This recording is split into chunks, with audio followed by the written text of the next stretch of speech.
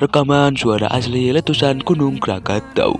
Sebelum saya jelasin, mending kalian dengar letusan suara asli Gunung Krakatau ini.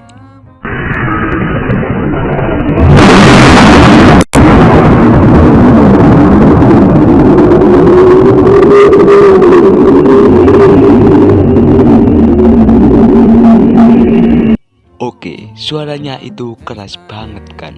Letusan gunung ini terjadi pada 26 sampai 27 Agustus 1883. Letusan ini terdengar ke setengah dunia, bahkan sampai ke Eropa. Dan setelah letusan Gunung Krakatau ini terjadi tsunami setinggi 40 meter. Selain itu juga dari peristiwa ini merenggut sebanyak 36.417 korban jiwa, bahkan hingga menyebabkan musim dingin vulkanik.